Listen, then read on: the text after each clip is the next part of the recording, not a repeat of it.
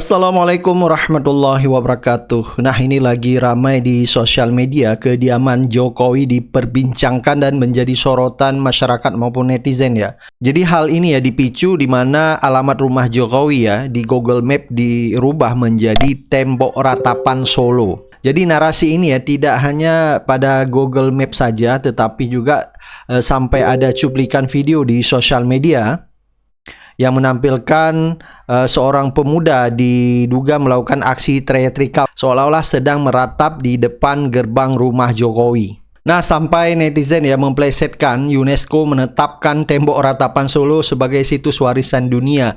Nah, tidak hanya itu saja, kemarin sempat viral yaitu tahlilan di depan rumah Jokowi sampai publik mempertanyakan tujuan dan maknanya.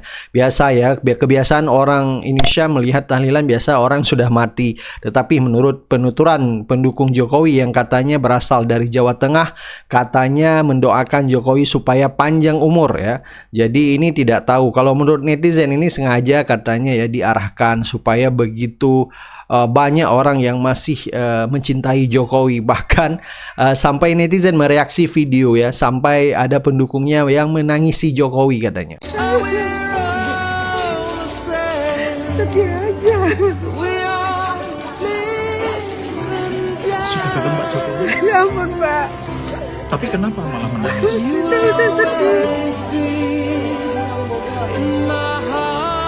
Merasakan sedih apa ketika Pak Jokowi sebagai orang baik kemudian disakiti orang lain itu nggak tega ya? Info loker dong buat jadi thermal offline tuh daftarnya kemana sih? Temen gue tuh banyak yang nganggur tuh. Siapa tahu udah loker. Atau kalian yang punya temen nganggur juga nih, siapa tahu mau ikutan daftar nih. Syaratnya jago acting. Sejauh ini thermal yang paling jauh.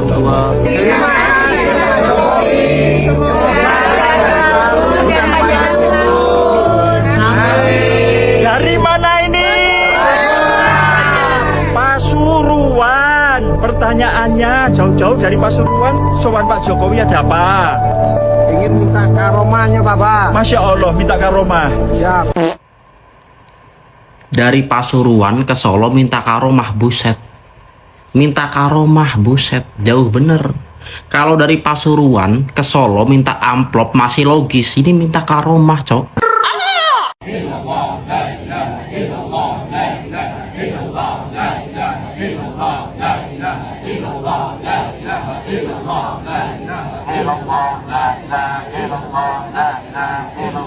Gimana Bu perasaannya? Perasaannya sangat bahagia bisa berkunjung ke rumah Bapak Presiden yang Bapak santri kita. Bapak santri kita. Semoga dia panjang umur, diberkahi kehidupannya, dan kita semua warga Banyumas mendukung dengan sepenuhnya. Mudah-mudahan beliau nggak salah nih tahlilan di depan rumah Bapak Jokowi. Kalau saya itu tahlilan itu identik saat orang meninggal ya. Tahlilan di depan rumah Pak Jokowi. Ada yang bisa menjelaskan nggak maksud dari video ini apa? Saya nggak tahu, saya orang awam.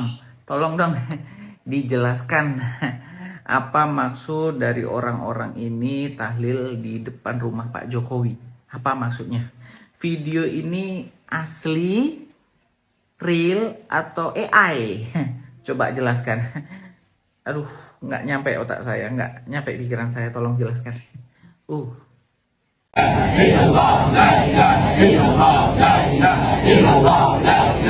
Jajang. Ya apa nek kowe ya apa nek kowe ngene iki? Kok padha bedhot kabeh pendukungnya Jokowi. Jajal mikir kon.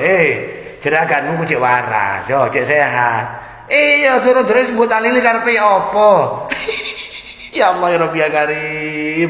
Makane ta, manut karo omongane wong tuwek. Magrib-magrib ku ndang mulya, aja pati dolan di tengah sawah, kesambet kon yang ngene iki. Wong cek seger waras, cek ngalor ngidul karo senyum-senyum bocok ngalor ngidul. Durung-durung mbok talili. Ya apa karepmu iku? Tangi yo kon, yo waraso. Aja seru-seru kon. Oh, dijajarno malah tambah pedhot pendukung Jokowi iki. tembok ratapan Solo di Yerusalem.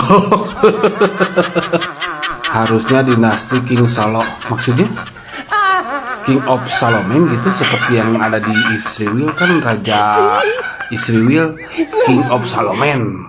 Mungkin kalau ini King of Solomon. Judaisme, Jokowisme. Tembok ratapan termul. Astagfirullahaladzim. Aduh, ada aja yang bikin ngakak ya. Ini buat termul-termul, jangan marah ya. Mungkin ini netizen hanya sekedar lucu-lucuan aja gitu ya, meme gitu kan. Ya sekedar cocok logi gitu. Tapi kok bisa pas gitu ya cocok loginya ya. Saya juga coba cari ya di Google Maps. Ternyata ada loh ya beneran. Tembok ratapan di Solo ya, di Jalan Kutai Utara itu ya, di Solo. Aduh, ini siapa lagi ya yang nambahin nama di Google Maps gitu ya? Bisa-bisanya gitu ya. Ada-ada aja netizen. Atau bisa juga dicek ya, tinggal diklik tag lokasi di bawah ya. Tiap hari ada aja kelakuan sekelompok orang yang mencari karomah dari mantan Presiden RI ke-7 Jokowi. Kalau tujuannya hanya sekedar berkunjung untuk bertemu langsung dengan Jokowi, ya nggak masalah. Tapi yang jadi masalah adalah kadang perilaku mereka itu berlebih-lebihan. Jadi jatuhnya, kesannya seperti mengkultuskan sosok Jokowi. Misalnya nih, ada yang sampai mengganti kalimat sholawat. Seharusnya kan sholawat itu ditunjukkan kepada Nabi ya, bukan kepada Jokowi. Jadi kalimatnya diganti. Sallallahu ala Jokowi. Naudzubillah min dzalik ya. Sallallahu ala Jokowi. Kemudian ada yang mengaku katanya untuk mencari karomah kepada Jokowi. Jauh-jauh dari Pasuruan, sowan Pak Jokowi ada apa? Ingin minta karomahnya, Bapak. Masya Allah, minta karomah. Siap. Oke. Bahkan sampai ada yang menggelar tahlilan pengajian di depan rumahnya Jokowi juga ada ya kayak begitu.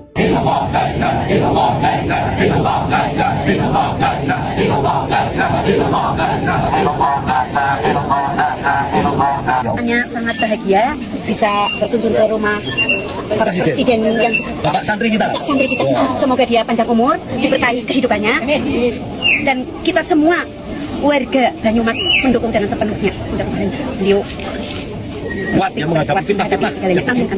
Masya Allah, terima kasih Bu. Ibu siapa namanya? Salam buat Bapak Jokowi dari Banyumas yang berkunjung ke sini, Pondok Pesantren Yayasan Hidayatul Tholil dan Maidin Hidayatul Tholil, pengasuh Bapak Kiai Ramum Solih dan Bapak Rafiquddin. Terus kalau kalian mau mencari karomah, mintalah sama orang tua kalian yang masih hidup. Mintalah sama guru-guru kalian, mintalah sama orang-orang yang berilmu, bukan sama politisi atau bukan sama pejabat seperti Jokowi. Yang juga bikin gua nggak habis pikir adalah kalian pada ngapain menggelar tahlilan di depan rumahnya Jokowi? Orangnya masih hidup, cuy. Maaf kata nih, kalau orangnya udah wafat, sudah meninggal dunia, apa kalian menggelar tahlilan di depan rumahnya untuk mendoakan arwahnya gitu? Lah orangnya masih hidup, kalian bikin acara tahlilan di depan rumahnya. Maksudnya apa coba? Jadi maksud gua, kalau kalian mengidolakan seseorang, ya udah biasa aja, nggak usah sampai mengkultuskan seperti itu. Sikap playing victim seolah-olah menjadi korban dan menjadi pahlawan kesiangan kembali ditunjukkan oleh mantan Presiden Jokowi, di mana wacana saat ini ingin mengembalikan KPK kepada undang-undang lama, yaitu Undang-Undang Nomor 30 Tahun 2002 atas revisi Undang-Undang Nomor 19 Tahun 2019. Ini kembali membuat Jokowi berkata seolah-olah dia tidak bertanggung jawab karena itu adalah usulan DPR. Simak video berikut ini. Ya, saya setuju, bagus, karena itu dulu inisiatif DPR loh. Jangan keliru ya, inisiatif DPR. Tanggapannya bahwa itu direvisi waktu pemerintahnya Pak Jokowi itu sudah. Ya memang saat itu atas inisiatif DPR direvisi. Tapi saya nggak ada tangan. Dalam video tersebut Jokowi menyatakan bahwa dia tidak bertanggung jawab atas revisi Undang-Undang KPK Nomor 30 Tahun 2002 menjadi Undang-Undang Nomor 19 Tahun 2019 karena dia menyatakan bahwa dia tidak mengusulkan, karena yang mengusulkan adalah DPR. Bagi seorang mantan presiden sangat ironis, berarti pemahaman Jokowi atas konstitusi negara ini benar-benar minim. Padahal di dalam Undang-Undang Dasar 1945 landasan konstitusi kita, di mana di pasal 20 ayat 3 amandemen pertama, di sana sangat jelas menyatakan dalam hal rancangan undang-undang harus mendapat persetujuan bersama. Artinya jika memang Jokowi menyadari dan mengetahui usulan dari DPR untuk merevisi Undang-Undang KPK nomor 30 tahun 2002 menjadi Undang-Undang nomor 19 tahun 2019, dia bisa menolak jika itu benar-benar dianggap merugikan penanganan korupsi. Karena apa? Jokowi punya hak itu. Dalam undang-undang tadi yang saya sebutkan, pasal 20 ayat 3, di mana Jokowi bisa menolak, dan setiap rancangan undang-undang yang ditolak maka tidak bisa dibahas masa persidangan berikutnya. Dan ironisnya Jokowi malah mengeluarkan surpres. Jadi surpres nomor R42/Pres/2019 yang dikeluarkan Jokowi pada tanggal 11 September 2019 sangat jelas di sini memperlihatkan bahwa Jokowi ikut menyetujui munculnya rancangan undang-undang itu dan menjadi undang-undang, yaitu Undang-Undang nomor 19 tahun 2019. Ini juga dinyatakan oleh Pratikno saat itu sebagai Seskap. Ini simak, ini website resmi dari Seskap ya, Sekretariat Kabinet, yang di situ menyatakan Jokowi menyetujui dan sudah menandatangani surpres. Jadi orang-orang bisa dibohongi, ya, pendukung-pendukungnya bisa dibohongi. Tapi jika ada pendukung-pendukung yang punya literasi sedikit saja, tidak akan pernah bisa dibohongi sosok yang benar-benar licik seperti ini.